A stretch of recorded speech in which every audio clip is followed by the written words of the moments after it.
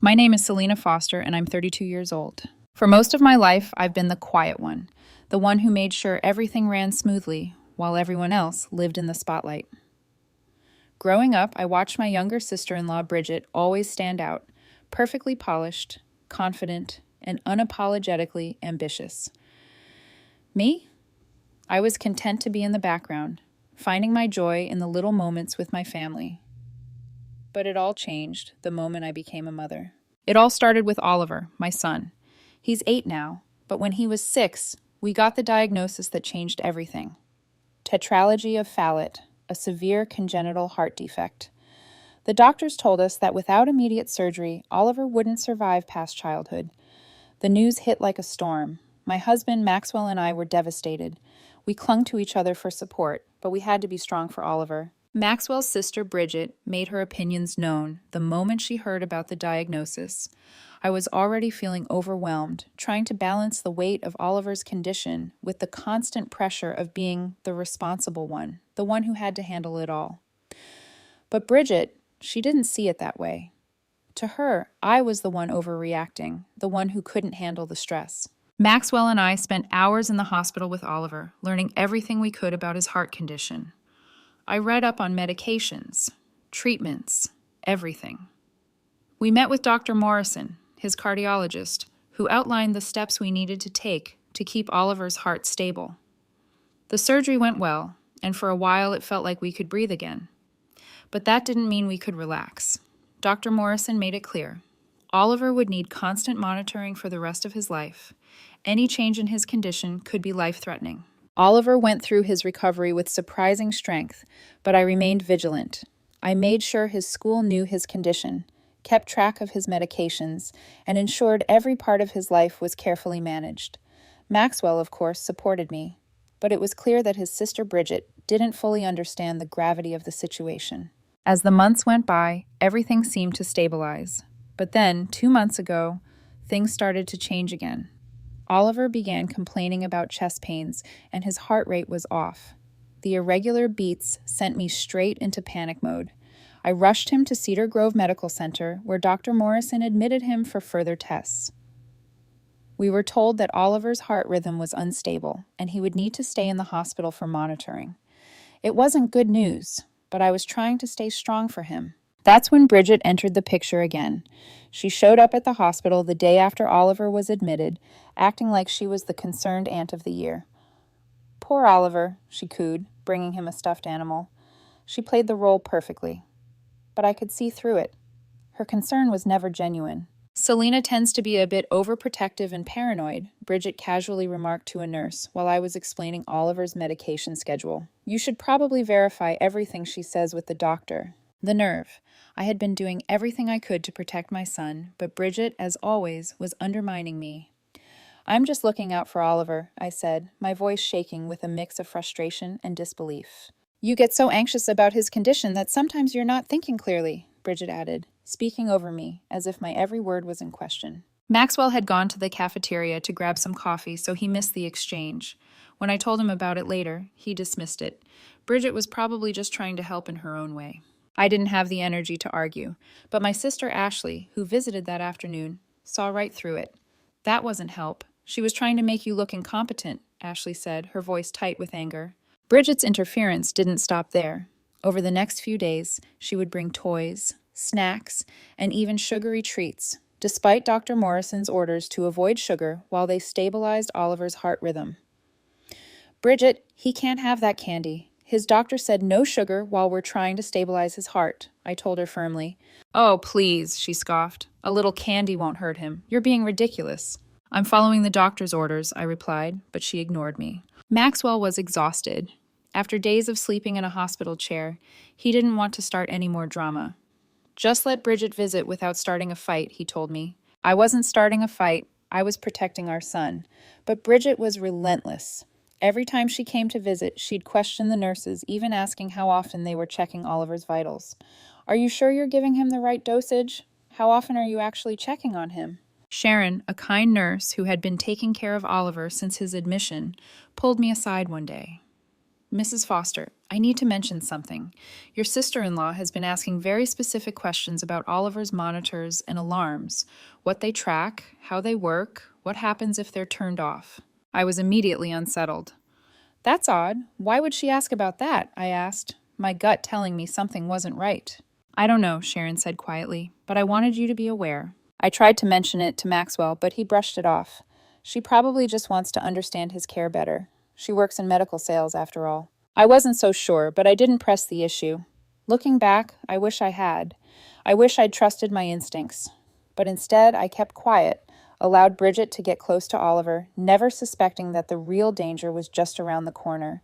The next few days at the hospital felt like they blurred together, each one a battle against time and uncertainty. I stayed by Oliver's side as much as possible, holding his hand, speaking to him softly, reassuring him.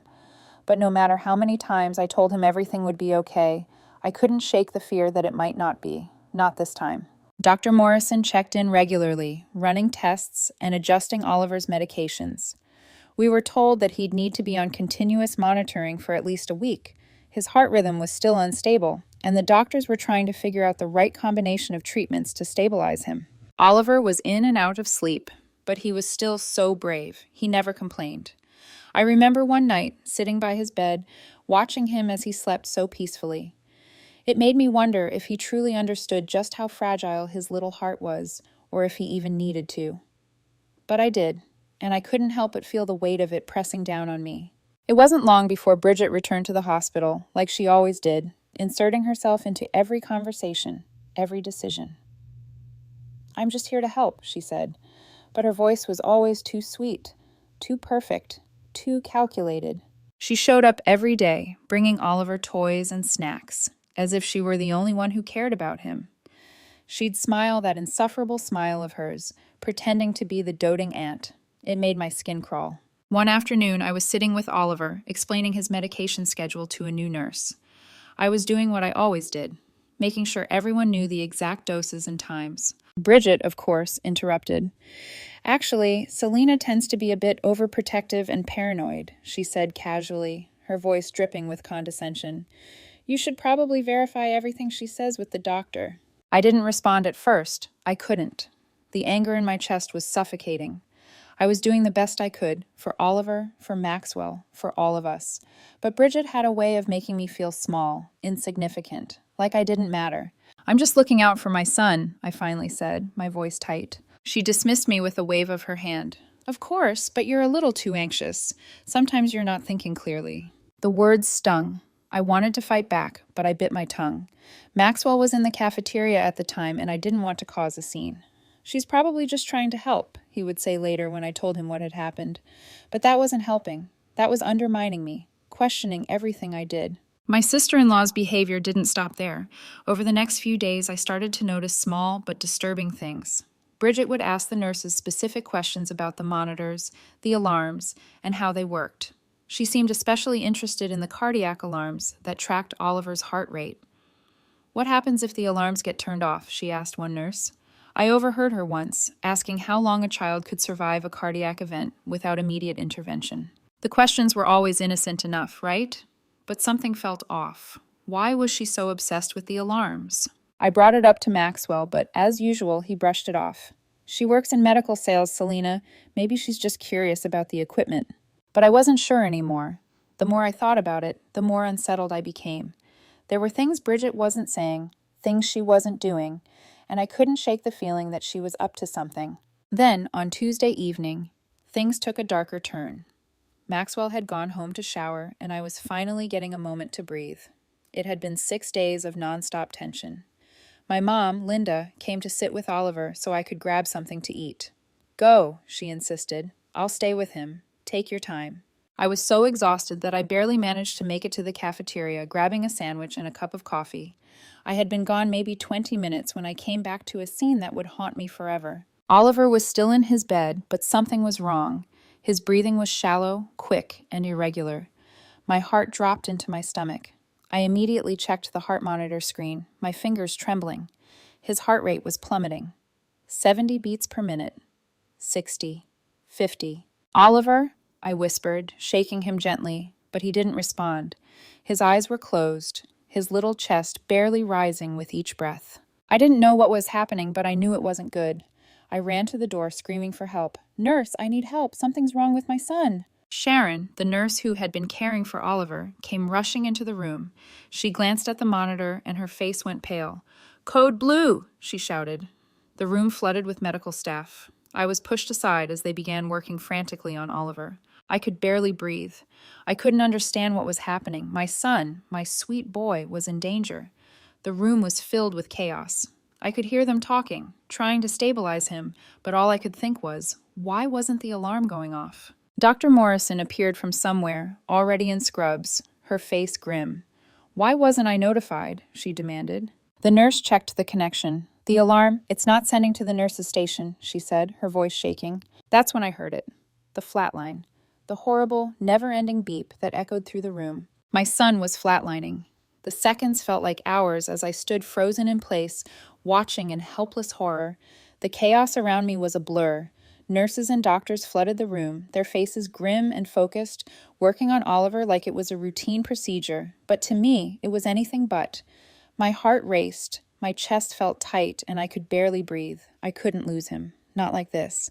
"Why isn't the alarm going off?" Dr. Morrison demanded again, her voice sharp, cutting through the noise of the room. The nurse quickly checked the connection. "The alarm was disconnected. It's not transmitting to the nurse's station."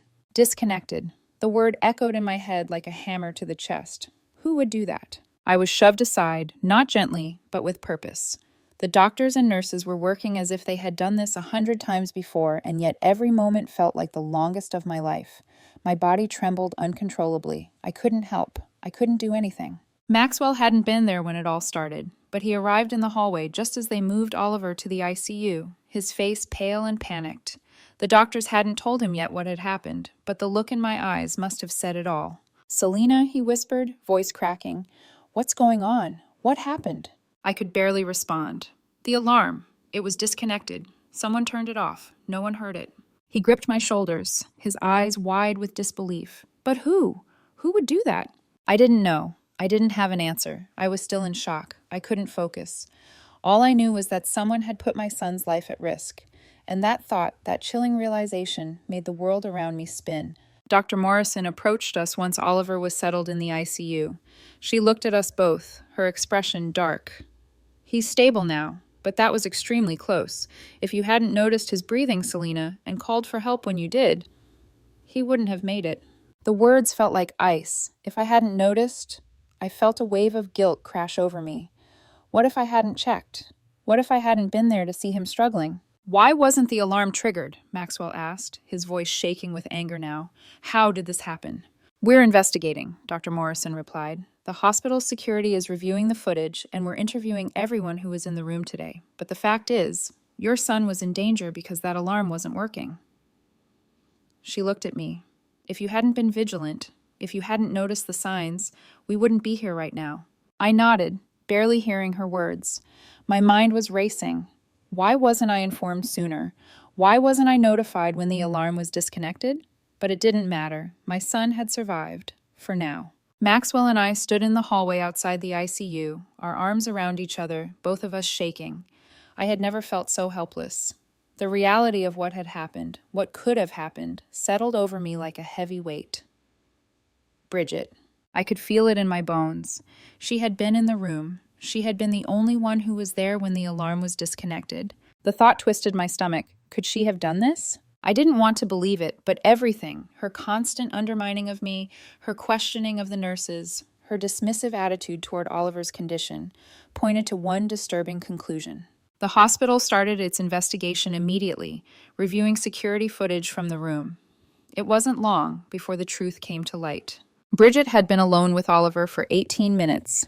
During that time, she had reached behind Oliver's bed and disconnected the alarm. The footage showed her moving behind the bed, her body blocking the view of the equipment, but the technical team confirmed it. The alarm had been disconnected at 6:23 p.m. I felt a coldness take over my body as I realized the gravity of the situation. She did it on purpose. She had deliberately put my son's life at risk, and she had done it all to prove a point. When I told Maxwell, he was silent for a long time. I could see the confusion and disbelief in his eyes, followed by a deep sadness. How could his sister have done this? His voice was shaky when he finally spoke. She couldn't have. It doesn't make sense. She's family. She wouldn't do something like this. But the evidence didn't lie. The footage was clear. Bridget had been alone in the room with Oliver, and when she left, the alarm was off. She had been the only one in the room during that time. Maxwell's face fell as the weight of what had happened sank in. Oh my God, she could have killed him. The word was out now. The truth was undeniable. I could see it in Maxwell's eyes. He was torn between the woman he had grown up with, his sister, and his wife, the mother of his child. His loyalty was being tested in ways I couldn't have imagined. We need to tell the hospital, I said quietly, my voice barely a whisper. They need to know the truth, the whole truth. The investigation moved quickly after that. The hospital had all the evidence they needed, and the security footage left no room for doubt. Bridget had done it.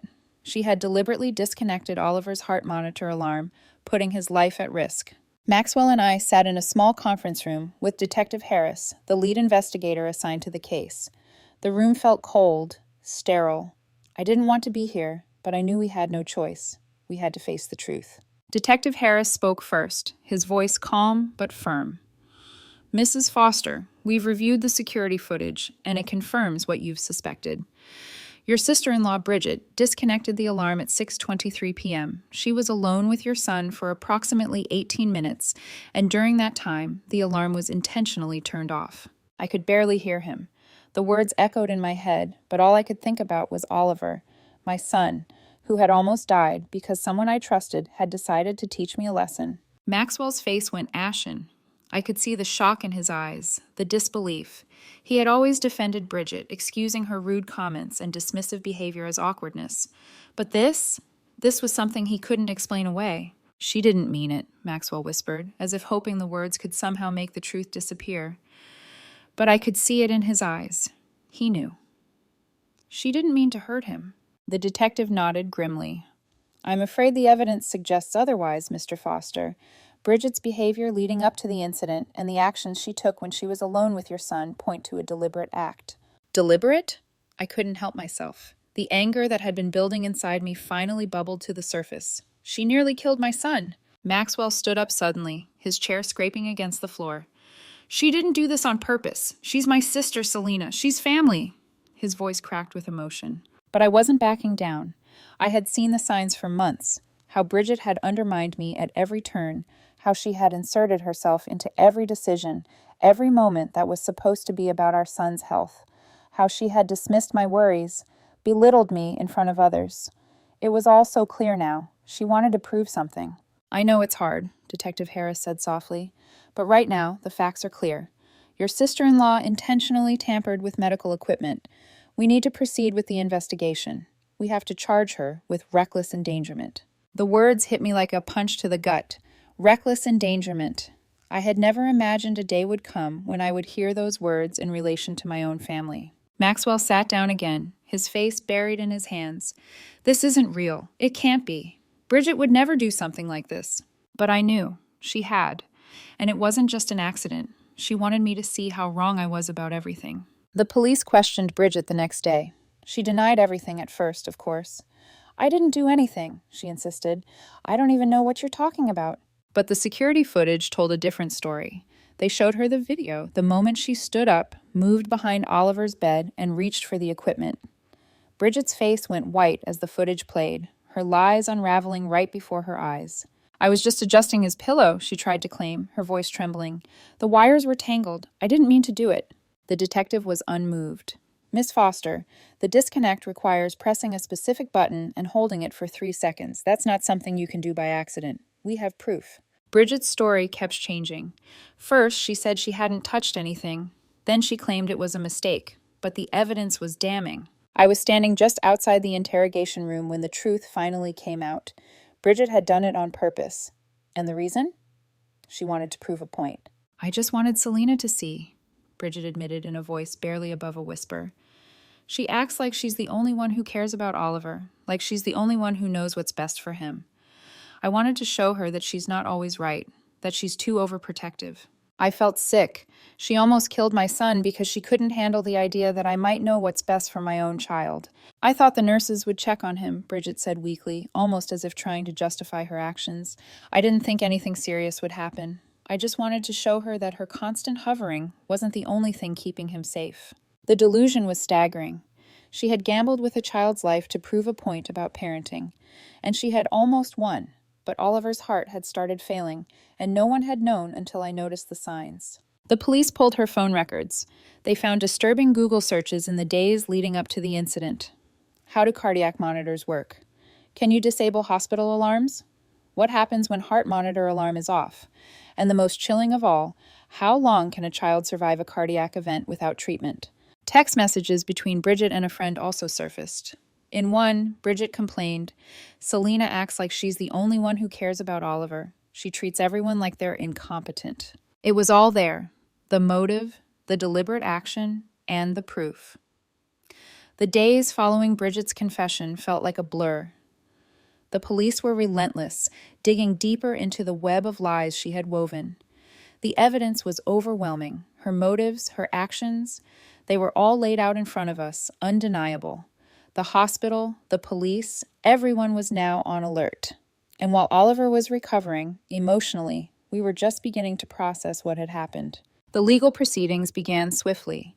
The charges against Bridget were severe: reckless endangerment of a child, interference with medical equipment, and attempted manslaughter. What she had done wasn't just cruel, it was criminal. But even then, I couldn't help but feel a nagging sense of disbelief. How had this happened? How had Bridget, the person I once trusted, done this to my son? At the trial, the courtroom was packed with people, many of whom had been following the case. I sat in the front row, my heart pounding in my chest.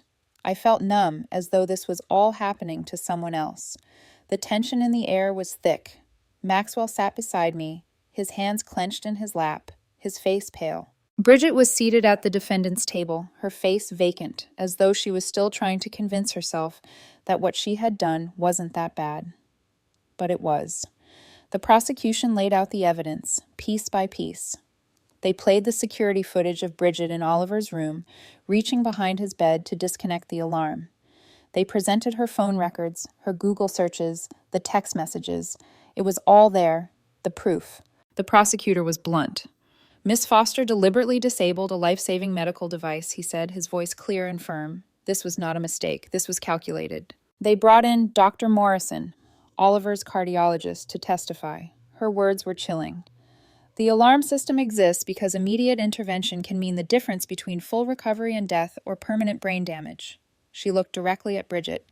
"By disconnecting that alarm, you eliminated the safety net that was keeping this child alive." It was clear. Bridget had known exactly what she was doing. Maxwell and I were called to testify. I tried to keep my composure, but as I stood in front of the courtroom and described what had happened, the terror I had felt that night came rushing back. I spoke of the flatline, of hearing the beep as it went silent, of the sheer panic that consumed me. I told them how Bridget's actions had made me question everything I thought I knew about family, about trust. Maxwell's voice was shaky as he spoke, his words coming slowly as though he were still processing the enormity of his sister's betrayal. "I trusted her," he said, his voice breaking. "She was my sister. I never thought she was capable of something like this." He paused. "She didn't just hurt my wife, she hurt my son, and now we have to live with the consequences." The courtroom was silent. Bridget sat there, her face expressionless, as if the weight of her actions didn't register. The defense tried to argue that Bridget hadn't intended to cause harm, that this had all been a misguided attempt to prove a point, but no one was buying it. The facts were too clear. She had endangered a child's life. She had done it on purpose. Finally, it was time for closing statements. The prosecutor summed it up perfectly. "This wasn't a mistake. This wasn't an accident. This was a deliberate act of malice, an act that endangered a child's life." He turned toward Bridget. "You didn't just put Oliver's life at risk. You shattered the trust that a mother should have in her own family, and for that, you must be held accountable." When the jury returned after deliberation, the verdict was swift, guilty on all counts. I exhaled a breath I didn't know I was holding. It wasn't relief, not really. There was no joy in seeing someone who had once been family punished, but it was justice, Bridget had to face the consequences of her actions. At the sentencing hearing, the judge was harsh. You used your knowledge of medical equipment to deliberately endanger a vulnerable child. You researched how to do this. You planned it. Then you lied about it repeatedly until the evidence became overwhelming. The judge's voice was steady as he continued. This wasn't a mistake. This was calculated. Bridget's face didn't change. She didn't show any remorse, didn't seem to grasp the gravity of what she had done. But the judge's words were a final blow. For your actions, I am sentencing you to 8 years in prison. You will serve at least 6 years before being eligible for parole. 8 years. The sentence was harsh, but in my heart, I knew it was just. Bridget had tried to take my son's life. No amount of time in prison could undo that. The consequences didn't stop there. Bridget's professional life was also shattered. Her company, the pharmaceutical sales company she had worked for, fired her immediately. Her reputation was ruined. No company would hire someone who had deliberately tampered with medical equipment. Her medical sales license was permanently revoked. Maxwell and I didn't talk to Bridget after the sentencing. I didn't need to. There was nothing left to say. Her actions had severed the bond between us, between me, Maxwell, and the woman who had once been his sister. It's been a year since the trial. A year since that terrible night when my son's life hung in the balance, when everything we thought we knew about family, loyalty, and trust was shattered beyond repair. Oliver is doing well. His heart has remained stable, and Dr. Morrison says he's doing remarkably well, all things considered. He's back in school, playing soccer with a modified league for kids with heart conditions. He's happy again. He laughs, he plays, and he's making friends. But sometimes when I watch him sleep, my mind flashes back to that flat line, that moment when everything went silent, and I wonder if I'll ever truly be able to breathe easy again. Maxwell and I have grown closer over the past year. The trauma we've been through has bonded us in ways I never expected. He's done the hard work in therapy, trying to make peace with the guilt and the betrayal he feels. I can see the changes in him. He's no longer that man who excused Bridget's behavior, who looked the other way when she made me feel small. He has apologized countless times, and while I appreciate it, I know it won't ever undo what happened. It won't ever undo the fear I felt that night, the terror of almost losing our son. I should have listened to you, Selena, Maxwell says, in the quiet moments when we're alone. I wanted to believe the best in my sister, but I ignored the signs. I thought she was just awkward, struggling with jealousy. I didn't want to face the truth. And I'm so sorry I didn't protect you and him from her. I know he means it, and I can see how much it hurts him. But I can't forget. I can't erase the image of Oliver struggling to breathe, of the alarms that should have gone off, but didn't. Of Bridget, the woman who was supposed to be family, deliberately turning off that alarm, endangering my son's life. Bridget has written me letters from prison. At first I tried to read them. I thought maybe, just maybe, she would show some remorse, some sign that she understood the gravity of what she had done.